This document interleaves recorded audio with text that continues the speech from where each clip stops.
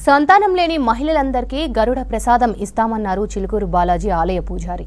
సంతానం లేని వారు ఉపవాసంతో ఆలయానికి వస్తే భగవంతుడి అనుగ్రహం పరిపూర్ణంగా ఉంటుందన్నారు. ఉచితంగా ప్రసాదం పంపిణీ చేస్తున్నామన్నారు ఆలయ పూజారి.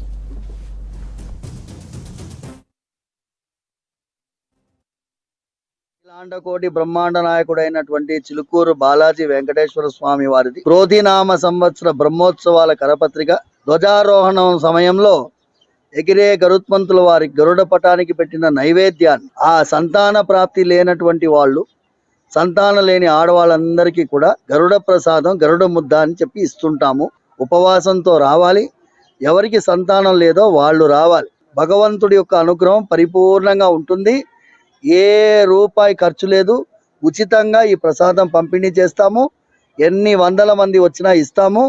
సంతోషంగా భక్తితో స్వీకరించి భగవంతుడి అపారమైన వాత్సల్యానికి గురి కావాలని మనస్ఫూర్తిగా ప్రార్థిస్తున్నాం.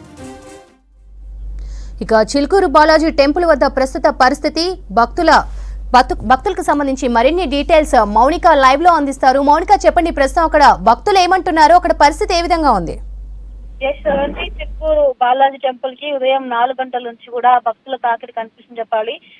డైలీ కూడా భక్తుల క్రౌడ్ కనిపిస్తూ ఉంటుంది. కానీ ఈ రోజు బ్రహ్మోత్సవాల్లో భాగంగా అయితే గరుడ ప్రసాదం సంతానం లేని వాళ్ళకి ఇవ్వడం, పంపిణీ చేయడం వంటి ఏదో న్యూస్ బయట వైరల్ అయిందో అప్పటి నుంచి కూడా చిలుకూరు బాలాజీ టెంపుల్ కి ఈ రోజు వెళ్ళాలి, ఎట్టి పరిస్థితుల్లో కూడా ఆ గరుడ ప్రసాదం తీసుకోవాలనేసి కూడా చాలా మంది భక్తులు ఆసక్తిగా అయితే ఎదురు చూసిన పరిస్థితిగా డే రావడంతో పొద్దున 4 గంటల నుంచి కూడా వివిధ ప్రాంతాలు, కేవలం హైదరాబాద్, రంగారెడ్డి నుంచే కాకుండా వివిధ జిల్లాల నుంచి కూడా, వేరే రాష్ట్రాల నుంచి కూడా ఇక్కడికి వస్తున్న పరిస్థితి కనిపిస్తుంది. దీంతో దాదాపు టెంపుల్ కి 20 కిలోమీటర్ల మేర అయితే ట్రాఫిక్ నిలిచిపోయే పరిస్థితి కనిపిస్తుంది. ఇటు టెంపుల్ లోపల కూడా ఇసుకేసే వాళ్ళంత మంది జనాలు అయితే భక్తులతో కనిపిస్తూ ఉన్నారు.